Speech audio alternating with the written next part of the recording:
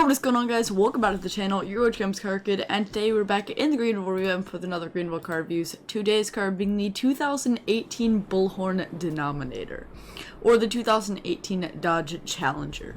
So this car was actually requested by somebody. I will put their name up on the screen right here. But the way I have this built is in the SFP Nightmare trim, which is the Demon trim. In the color camo green and with the Nightmare rims. So this car is actually quite special because it brings back a couple memories.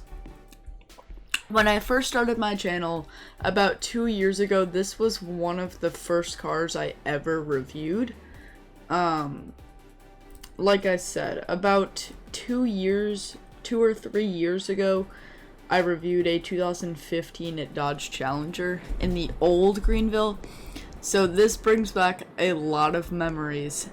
This may not be the same trim as before, but it's still a Challenger.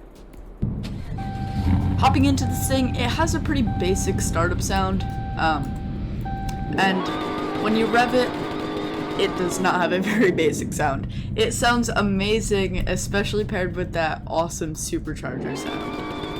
Sounds very good. Now let's take a look at your lighting real quick.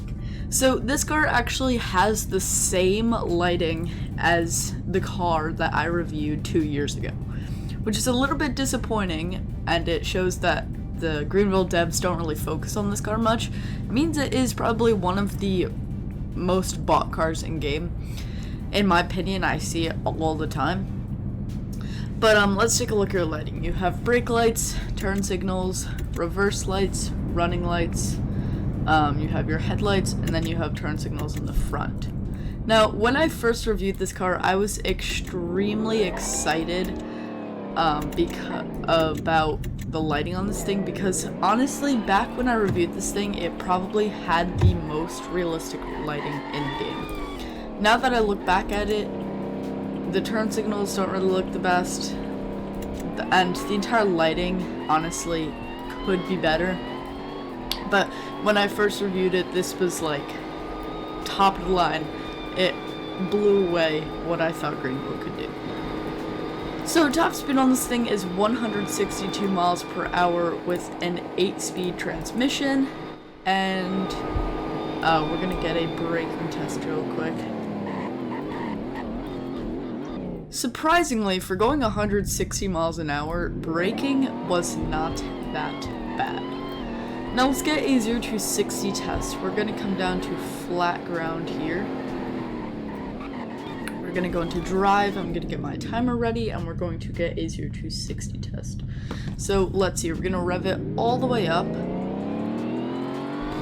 I have traction control and ESC off. And let's go. 3, 2, 1, go.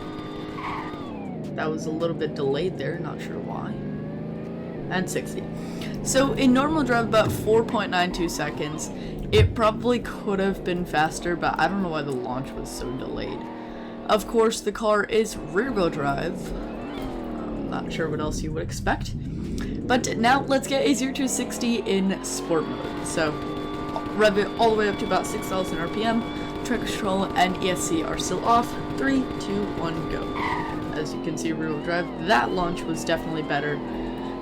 My timing was probably off, not by much, but I was trying to talk and not pay attention.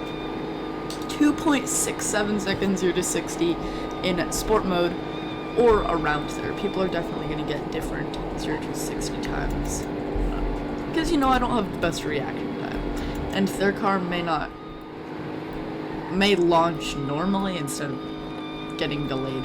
I still don't know why this thing did that, but I'll get over it eventually. Now, before we go into the dealer, obviously, since this thing is rear-wheel drive, I hope it can do donuts. 3, 2, 1, go.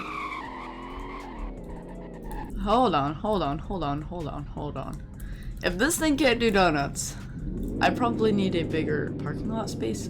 But if this thing can't do donuts, I am deleting Greenville and Roblox and deleting my channel. 3, 2, 1, go. This thing can't do donuts. Okay, I'm definitely doing these trying to do donuts wrong if this thing can't, because I mean, look at it. But well, I really think it could do donuts. I could definitely just be doing something wrong though.